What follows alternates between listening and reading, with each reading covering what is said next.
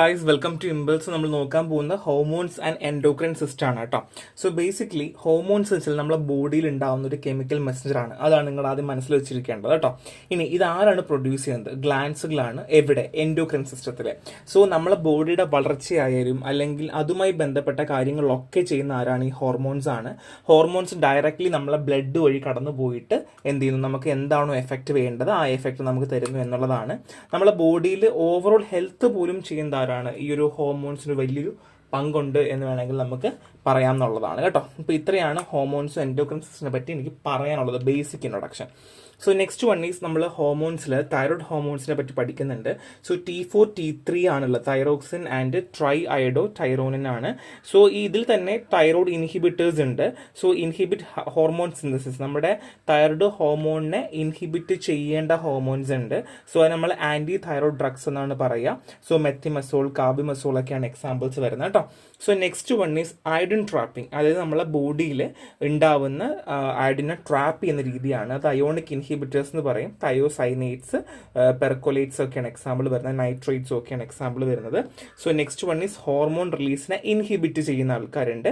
Iodine, iodates of sodium, potassium and organic iodates ആണുള്ളത്. And next one is thyroid ടിഷ്യൂവിനെ destroy ചെയ്യുന്ന ആൾക്കാരുണ്ട്. ചില ആൾക്കാർക്ക് എന്താണ് ഒരു സൊല്യൂഷൻ പോലെ കുടിക്കാൻ പറയും. അപ്പോൾ അവരുടെ എന്താണ് തൈറോയ്ഡ് ഹോർമോൺസിനെ ഫുള്ളി ഡിസ്ട്രോയ് ചെയ്യുന്ന രീതിയിൽ റേഡിയോ ആക്റ്റീവ് അയഡിൻ 131 ഉണ്ട് എന്നുള്ളതാണ്. സോ ക്ലാസിഫിക്കേഷൻ നോക്കി വെക്കുക. സോ ബേസിക്കലി ആലോചിക്കേണ്ടത് തൈറോയ്ഡ് ഹോർമോൺ T4 T3 ആണ്. ഇതിന്റെ ഇൻഹിബിഷന് വേണ്ടി ഹെൽപ്പ് ചെയ്യുന്ന ഡ്രഗ്സുകളാണ് നിങ്ങളുടെ താഴെ പഠിക്കുന്നത് കേട്ടോ. സോ നമുക്ക് നോക്കാം എന്താണ് എൻഡോക്രൈൻ സിസ്റ്റം എന്ന് നോക്കാം. സോ ഈ ക്ലാസിഫിക്കേഷൻ ആദ്യം കൊടുക്കാനുള്ള കാരണം വെച്ചാൽ ഇതിന് അത്ര ഇമ്പോർട്ടൻസ് ഉള്ളത് കൊണ്ടാണ് ആദ്യമേ കൊടുത്തത് കേട്ടോ. സോ നിങ്ങൾ ആദ്യമേ തുറക്കുവാണെങ്കിൽ ക്ലാസിഫിക്കേഷൻ കണ്ടോട്ടേ വെച്ചിട്ട് കേട്ടോ. സോ എൻഡോക്രൈൻ സിസ്റ്റം, സോ ഞാൻ ഓൾറെഡി പറഞ്ഞതുപോലെ ഹോർമോൺ പ്രൊഡക്ഷന് വേണ്ടി ഹെൽപ്പ് ചെയ്യാറുണ്ട്. സോ നമ്മുടെ ബ്ലഡ് സ്ട്രീംസിൽ ഡയറക്ട്ലി എന്ത് ചെയ്യുന്നു? ഹോർമോൺസിനെ സർക്കുലേറ്റ് ചെയ്യാൻ വേണ്ടി ഹെൽപ്പ് ചെയ്യുന്നു. നമുക്ക് ഏതാണോ ഓർഗൻ ആയിട്ടുള്ള അല്ലെങ്കിൽ നമുക്ക് സ്പെസിഫിക് ആയിട്ടുള്ള ടിഷ്യൂ അല്ലെങ്കിൽ ഏതാണോ എവിടെയാണോ ചെന്ന് ബൈൻഡ് ചെയ്യേണ്ടത് അവിടെ പോയി ബൈൻഡ് ചെയ്യുന്നു. അങ്ങനെ നമുക്ക് എന്ത് ചെയ്യുന്നു? നമുക്ക് കിട്ടേണ്ട ഫിസിയോളജിക്കൽ എഫക്റ്റ് നമുക്ക് തരുന്ന രീതിയിലാണ് എൻഡോക്രൈൻ സിസ്റ്റം നമുക്ക് എങ്ങനെ വർക്ക് ചെയ്യുന്നത്. So hormone antagonist, so agonist അല്ല ആൻറ്റഗോണിസ്റ്റ്. അത് ഹോർമോൺ ആൻറ്റഗോണിസ്റ്റ് എന്ന് പറഞ്ഞാൽ നമ്മുടെ ഹോർമോണുമായിട്ട് ബൈൻഡ് ചെയ്ത് ബ്ലോക്ക് ചെയ്യുന്നതിൻ്റെ ആക്ടിവിറ്റിയെ ബ്ലോക്ക് ചെയ്യുന്നതിനെയാണ് നമ്മൾ ഹോർമോൺ ആൻറ്റഗോണിസ്റ്റ്. നമുക്ക് ആവശ്യമുള്ള ഹോർമോൺസിനെ ബൈൻഡ് ചെയ്ത് ആൻറ്റഗോണിസം ചെയ്യുന്ന രീതിയിലാണ് മാറുന്നത്. സോ ഇതെന്തിനു വേണ്ടി അങ്ങനെ ചെയ്യേണ്ട ആവശ്യം? അത് നമ്മളെ ഹോർമോൺസിന് റെഗുലേഷൻ കൊടുക്കുന്നത്, അല്ലെങ്കിൽ നമ്മുടെ ബോഡിയിൽ സഫീഷ്യൻ്റ് ആയിട്ടുള്ള ഹോർമോൺസ് ഉണ്ടായി കഴിഞ്ഞാൽ അല്ലെങ്കിൽ നമുക്കിനി ഫർദർലി ഹോർമോൺസ് വേണ്ട എങ്കിൽ പോലും ഒരു ഹോമിയോസ്റ്റാസിസ് അല്ലെങ്കിൽ ഒരു ഫീഡ്ബാക്ക് മെക്കാനിസം പോലെ വർക്ക് ചെയ്യുകയാണ് ഈ ഹോർമോൺ ആൻറ്റഗോണിസ്റ്റുകൾ ചെയ്യുന്നത്. ഇനി പാത്തോഫിസിയോളജി പറയുവാണെങ്കിൽ ഹോർമോൺ ഇംബാലൻസ് വരികയാണെങ്കിൽ ഇൻഫെർട്ടിലിറ്റി ഉണ്ടാകാം, ഓസ്റ്റിയോപോറോസിസ് ഉണ്ടാകാം, ക്യാൻസർ പോലും ഉണ്ടാകാം എന്നുള്ളതാണ്.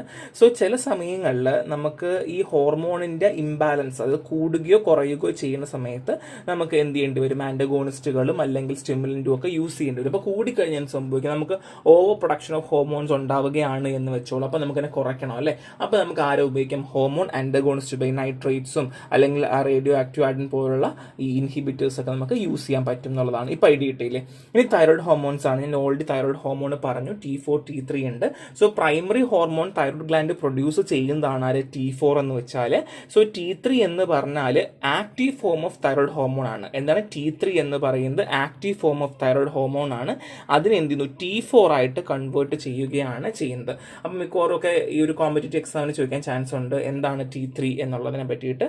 So active form of thyroid hormone ആണ് T3 എന്ന് പറഞ്ഞാൽ ഇറ്റ്സ് കൺവേർട്ട് ടു T4 ആണ്. ഇനി റിവേഴ്സ് ട്രൈ അയഡോ ടൈറോസിനുണ്ട്, റിവേഴ്സ് ചെയ്യുന്നുണ്ട്. RT3 എന്ന് പറയും. അതാണ് റിവേഴ്സ്. RT3 ആണ്. അത് ഇനാക്റ്റീവ് ഫോം ഓഫ് T3 ആണ്. T3യുടെ ഇനാക്റ്റീവ് ഫോം ആണ്. ഇത് ആക്റ്റീവ് ആയി കഴിഞ്ഞാൽ എന്ത് ചെയ്യുന്നു? അത് T4ലേക്ക് കൺവേർട്ട് ആവും എന്നുള്ളതാണ്. പിന്നെ കാൽസിറ്റോൺ ആണ്. നമ്മുടെ ബോഡിയിലുള്ള ബ്ലഡ് അല്ലെങ്കിൽ ബോൺസിന്റെ ഒക്കെ കാൽഷ്യം ലെവൽ റെഗുലേഷന് വേണ്ടി കാൽസിറ്റോൺ ഹെൽപ്പ് ചെയ്യാറുണ്ട്. അപ്പോൾ thyroid hormones T4 T3 and RT3 and calcitonin ആണ്. ഇത്രയും മറന്നു പോകരുത്. സോ ഫിസിയോളജിക്കൽ റോളാണ്. So first one is metabolism regulation ആണ്. നമ്മളെ ബോഡിയുള്ള മെറ്റാബോളിസം അല്ലെങ്കിൽ എനർജി എത്രത്തോളം യൂസ് ചെയ്യണം അങ്ങനെയുള്ള കാര്യങ്ങളൊക്കെ നോക്കുന്ന ആരാണ്? തൈറോയ്ഡ് ഹോർമോൺ ആണ്. പിന്നെ ബോഡി ടെമ്പറേച്ചർ, നമ്മൾ ബോഡി ടെമ്പറേച്ചർ മെയിനായിട്ട് മെയിൻറ്റെയിൻ ചെയ്യാൻ ഹെൽപ്പ് ചെയ്യുന്ന ആരാണ്? തൈറോയ്ഡ് ഹോർമോൺസ് തന്നെയാണ്. And respiration, heart rate, body ഫംഗ്ഷൻസിനൊക്കെ ഹെൽപ്പ് ചെയ്യാൻ വേണ്ടി തൈറോയ്ഡ് ഹോർമോൺ ഹെൽപ്പ് ചെയ്യാറുണ്ട്. ആൻഡ് ഗ്രോത്ത് ആൻഡ് ഡെവലപ്മെന്റ്, നമ്മളെ ഗ്രോത്തിനുമൊക്കെ ഹെൽപ്പ് ചെയ്യാറുണ്ട്. ഈ മെയിൻ മേജർ പോയിന്റ്സുകൾ മാത്രം നോക്കി വെച്ചാലും മതി, ബാക്കി നിങ്ങൾ എഴുതിയാൽ മതിയായിരിക്കും. So next one is thyroid disorders factors ആണ്, ഇത് ഇമ്പോർട്ടൻ്റ് ആണ് കേട്ടോ. സോ ഹൈപ്പോ തൈറോയിഡിസം കുറയുകയാണ്, അണ്ടർ ആക്റ്റീവ് തൈറോയിഡ് ആണ്, അതായത് തൈറോയിഡിന്റെ അളവ് കുറയുന്നതിനാണ് നമ്മൾ ഹൈപ്പോ തൈറോയിഡിസം എന്ന് പറയുക. അങ്ങനെ വരുമ്പോൾ എന്തൊക്കെ സംഭവിക്കും? ഫെറ്റീഗ് വരും, വെയിറ്റ് ഗെയിൻ വരും, കോൾഡ് സെൻസിറ്റിവിറ്റി. ഇവരുടെ ഏറ്റവും വലിയ പ്രശ്നം തണുപ്പിനോട് സെൻസിറ്റിവിറ്റി കാണിക്കാറുണ്ട് എന്നുള്ളതാണ്. Next one is hypo thyroidism ആണ്. ഇവിടെ ഓവർ ആക്റ്റീവ് ആയിട്ടുള്ള തൈറോയിഡ് ഉണ്ടാവും. ഒന്നും കൂടെ ശ്രദ്ധിക്കണേ, ഓവർ ആക്റ്റീവ് ആയ തൈറോയിഡ് ഉണ്ടായിരിക്കും. വെയിറ്റ് ലോസ്, റാപ്പിഡ് ആയിട്ടുള്ള ഹാർട്ട് റേറ്റ് കൂടുന്നു, ഹീറ്റ് സെൻസിറ്റിവിറ്റി. കണ്ടോ, മറ്റടുത്ത് കോൾഡ് സെൻസിറ്റിവിറ്റി. ഹൈപ്പോ തൈറോയിഡിസത്തിൽ കോൾഡിനോട് ആണ് സെൻസിറ്റിവിറ്റി. അല്ലെങ്കിൽ നമുക്ക് ചെറിയ തണുപ്പ് പോലും നമുക്ക് വിത്ത്സ്റ്റാൻഡ് ചെയ്യാൻ പറ്റില്ല, അല്ലെങ്കിൽ നമുക്ക് പിടിച്ചു നിൽക്കാൻ പറ്റാത്ത ആണെങ്കിൽ ഹൈപ്പോ തൈറോയിഡിസിൽ ഹീറ്റ് സെൻസിറ്റിവിറ്റി കൂടുകയാണ് ചെയ്യാൻ, ഹാർട്ട് ബീറ്റ് ഒക്കെ റാപ്പിഡ് ആവുന്നു എന്നുള്ളതാണ്. നെക്സ്റ്റ് വൺ ഈസ് ഗോയിറ്റർ ആണ്. മിക്കവാറും ആൾക്കാരുടെ കണ്ടിട്ടുണ്ടാവും, അവരുടെ കഴുത്ത് ഭയങ്കര വണ്ണം ഉണ്ടാവും. അതെന്തുകൊണ്ടാണ്? തൈറോയിഡ് ഗ്ലാൻഡ് എൻലാർജ്മെന്റ് ആണ്. നെക്ക് സ്വെല്ല് ചെയ്യുക, അവർക്ക് വിഴുങ്ങാൻ പറ്റാൻ ബുദ്ധിമുട്ടുകൾ കാണിക്കുക, അങ്ങനെയൊക്കെ കാണിക്കുന്നതിനാണ് നമ്മൾ ഗോയിറ്റർ എന്ന് പറയുക. അപ്പോൾ ഹൈപ്പോ തൈറോയിഡിസം ഗോയിറ്റർ. ഹൈപ്പോ ആണെങ്കിൽ കോൾഡ് സെൻസിറ്റിവിറ്റി, ഹൈപ്പർ ആണെങ്കിൽ heat sensitivity. Okay. So next one is clinical use of thyroid hormone. So thyroid ഹോർമോൺസിന്റെ യൂസ് എന്തൊക്കെയാണ്? First one is hypothyroidism കുറയ്ക്കുക, അതായത് തൈറോയിഡിന്റെ അളവ് ബോഡിയിൽ കുറയുവാണ് എന്നുണ്ടെങ്കിൽ നമുക്ക് തൈറോയിഡ് ഹോർമോൺ യൂസ് ചെയ്യാം. ക്യാൻസർ ട്രീറ്റ്മെന്റിന് ഉപയോഗിക്കേണ്ടത് തൈറോയിഡുമായി ബന്ധപ്പെട്ട ക്യാൻസർ കേസുകൾക്കൊക്കെ നമ്മൾ തൈറോയിഡ് ഹോർമോൺസ് യൂസ് ചെയ്യാറുണ്ട്. പിന്നെ ഗോയിറ്ററിന് വേണ്ടിയിട്ട്, അല്ലെങ്കിൽ നമ്മൾ തൈറോയിഡ് ഗ്ലാൻഡ് സൈസ് കുറഞ്ഞ് ഗോയിറ്റർ പേഷ്യൻസ് ഉണ്ടാവും കേട്ടോ. തൈറോയിഡ് ഗ്ലാൻഡ് ചെറുതായിട്ടുള്ള ഗോയിറ്റർ പേഷ്യൻസിന് നമുക്ക് ഗോയിറ്റർ ട്രീറ്റ്മെന്റിന് കൊടുക്കാൻ പറ്റും. And diagnostic test, thyroid function ടെസ്റ്റിന് വേണ്ടിയിട്ടും അല്ലെങ്കിൽ തൈറോയിഡ് ഡിസോർഡേഴ്സിന് വേണ്ടിയിട്ടും തൈറോയിഡ് ഹോർമോൺ യൂസ് ചെയ്യാറുണ്ട് എന്നുള്ളതാണ്. അപ്പോൾ എന്താണ്? Hormone replacement, cancer treatment and goiter treatment ആണ്, ആൻഡ് ഡയഗ്നോസ്റ്റിക് ടെസ്റ്റ് ആണ്. So next one is anti thyroid drugs. ഞാനിത് ഓൾറെഡി അവിടെ പറഞ്ഞതാണ്, തയോ അമൈൻസും അയോഡൈൻസും ഒക്കെ പറഞ്ഞതാണ്.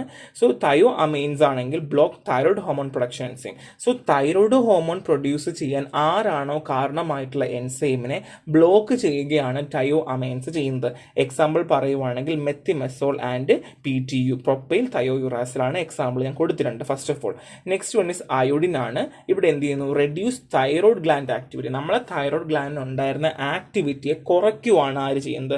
അയോഡിൻ ചെയ്യുന്നത്, എസ്പെഷ്യലി ഇൻ തൈറോയിഡിയേറ്റ്സ് കേസ്. സോ ബേസിക്കലി നമുക്ക് തൈറോയിഡ് ഓവറായിട്ട്, അല്ലെങ്കിൽ നമ്മൾ തൈറോയിഡ് എന്ത് ചെയ്യുന്നു? ഗ്ലാൻഡിന്റെ ആക്ടിവിറ്റിനെ കുറക്കുകയാണ്. തൈറോയിഡ് ഓവർ ഗ്ലാൻഡ് അല്ലെങ്കിൽ ഓവറായിട്ട് ആക്ടിവിറ്റി കാണിക്കുന്നുണ്ടെങ്കിൽ കുറച്ച് കൊണ്ടുവരികയാണ് നമുക്ക് വേണ്ടത്. സോ മെക്കാനിസം പറയുവാണെങ്കിൽ drug work by blocking the production of thyroid hormone in the thyroid gland. നമ്മുടെ തൈറോയിഡ് ഗ്ലാൻഡിലുള്ള തൈറോയിഡ് ഹോർമോൺസിന്റെ പ്രൊഡക്ഷനെ കുറച്ചുകൊണ്ടാണ് എന്ത് ചെയ്യുന്നത്? ഈ അയോഡിൻ വർക്ക് ചെയ്യുന്നത്. ഓൾറെഡി പറഞ്ഞ കാര്യമാണ്, വീണ്ടും റിപ്പീറ്റ് ചെയ്യേണ്ട ആവശ്യമില്ല. So next one is PTH, parathyroid hormone ആണ്. പ്രൊഡക്ഷൻ വരുന്നത് റിലീസ് ബൈ പാരാതൈറോയിഡ് ഗ്ലാൻഡ് ആണ്. അതുകൊണ്ടാണ് പാരാതൈറോയിഡ് എന്ന് പറയുന്നത്. പാരാതൈറോയിഡ് ഗ്ലാൻഡ് പ്രൊഡ്യൂസ് ചെയ്യുന്നതാണ് when blood calcium level drop.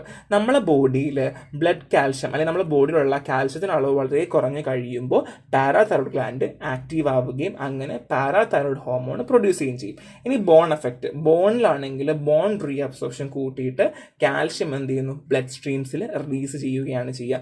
കിഡ്നിയിലാണെങ്കിലോ calcium excretion കുറയ്ക്കണം, അതായത് നമ്മുടെ ബോഡിയിൽ കാൽഷ്യത്തിൻ്റെ അളവ് കുറയുവാണ് ചെയ്യുക. അപ്പോൾ ദാറ്റ് മീൻസ് കിഡ്നി എന്ത് ചെയ്യണം?